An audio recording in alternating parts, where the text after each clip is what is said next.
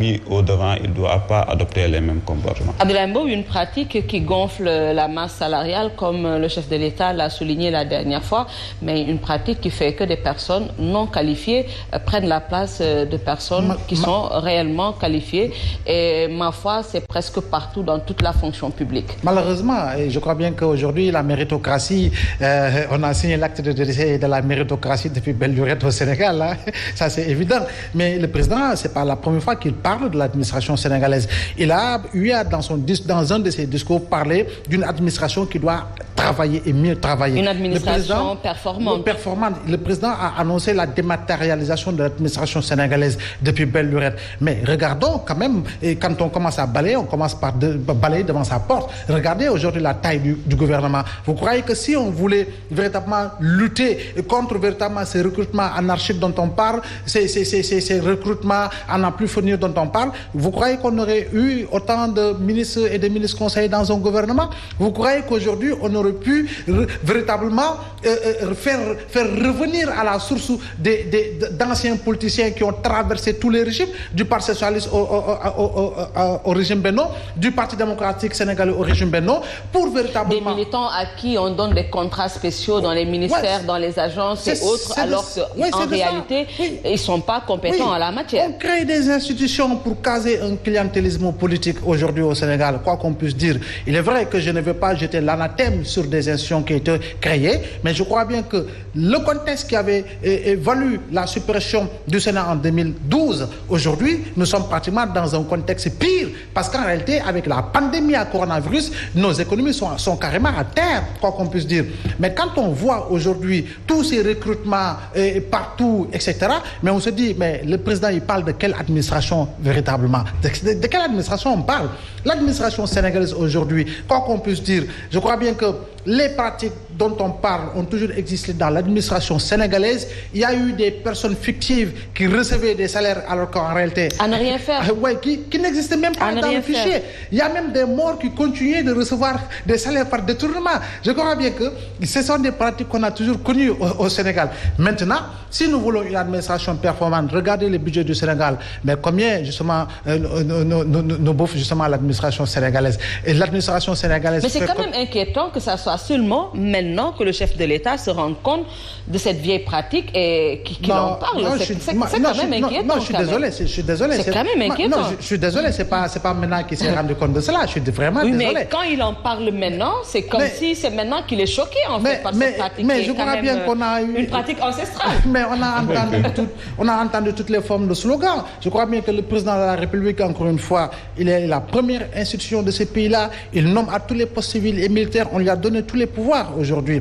Ce dont nous avons besoin, c'est d'une administration plus performante. C'est d'une administration travailleuse. C'est d'une administration qui fait des résultats. Je ne dis pas que les fonctionnaires du Sénégal véritablement sont ceci, cela, parce qu'en réalité, la majorité, je suis convaincu que la majorité des fonctionnaires du Sénégal sont véritablement des adeptes du travail et du travail bien fait, mais il faut nous quand même... Nous ne parlons pas de ceux qui sont à leur place. Voilà, nous parlons des troubles faits qui ont été vraiment... Voilà, mais qui les a fait venir. On voit un ministre qui arrive, qui vient avec toute une trentaine de personnes. 6 mois après, il est limogé. À qui on fait des contrats sociaux et qui gagnent mieux que les fonctionnaires qualifiés. Il arrive avec 70 personnes. On voit un directeur, il nomme pratiquement tous les jeunes de sa localité, il les fait entrer dans la boîte. C'est cela le véritable problème du Sénégal. Je crois bien qu'aujourd'hui, nous tous, nous voulons travailler, mais quand même, nous devons être véritablement dans les règles de l'art. Parce que le jeune qui est là, qui est le président de l'amicale de la faculté de médecine, on doit demain pouvoir lui donner sa chance. Sinon, nous risquons de le perdre.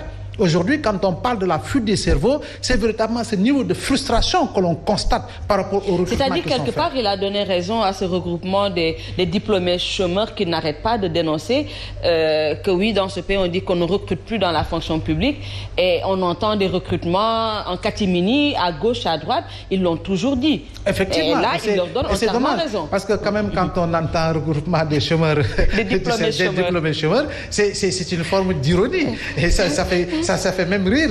Mais en réalité, le rire ne signifie pas le rire,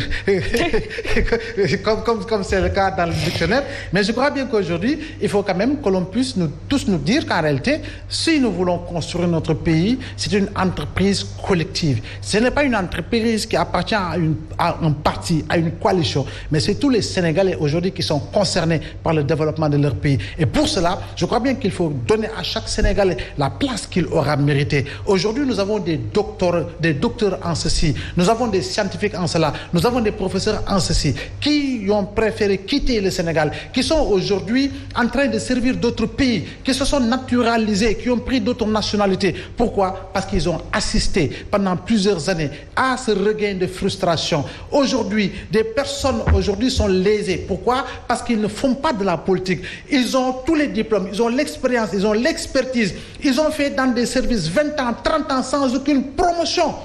Ce n'est pas normal, Evelyne. Et ces personnes aujourd'hui, on ne peut pas, on revient le lendemain, on voit que c'est un politicien, tout simplement, qui a été nommé à la tête de la direction. Et puis voilà, il vient, il fait ce qu'il veut. Alors, je reviens à vous, M. Kébé, pour parler de la toute première sortie du nouveau bureau de l'Union des magistrats du Sénégal, Ousmane Chimère, hier, qui a vraiment fait une communication pour laver à grande eau cette justice qui est vraiment chahutée. Oui, tout à fait. Nous avons suivi quand même avec intérêt. Vous pensez qu'au Sénégal, la justice est vraiment à terre? Bon, en toute sincérité, moi je pense qu'au Sénégal quand même, la justice a énormément de problèmes. Parce que aussi, ce n'est pas des choses que nous inventons, mais c'est le quotidien que nous vivons. Parce que nous ne sommes qu'au Sénégal. Tout ce que nous le faisons ici et malheureusement souvent, nous sommes confrontés aussi à des problèmes avec la justice ou bien nous assistons aussi à des difficultés concernant telle ou telle autre personne. Quel genre de problème? Bon, au Sénégal, nous avons toujours, on voit à chaque fois l'influence que peuvent avoir les autorités les mieux placées par rapport à des dossiers de justice. Ça, c'est un fait évident, c'est des choses que l'on n'invente pas. Le Sénégalais lambda est allé jusqu'à dire qu'au Sénégal, quand tu n'as pas de bras longs, fais tout pour éviter des soucis avec la justice, parce qu'il pourrait t'enfermer et t'oublier quelque part. Mais quand tu as des bras longs, on dit que tu as une carte verte. Et je pense que ça, vraiment, c'est des mots qui ternissent l'image de l'institution juridique sénégalaise.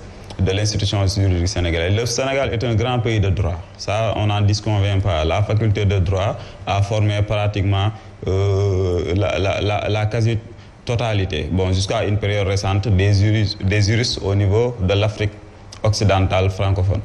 De l'Afrique francophone au-dessus du Sahara. Ça, je pense que c'est un fait. Mais aussi, il faut savoir que ce que les Sénégalais disent, ce n'est pas des choses qui sont inventées. Nous le vivons au quotidien. La justice a énormément de problèmes, malgré que bon nombre de juges, bon nombre de magistrats sont des personnes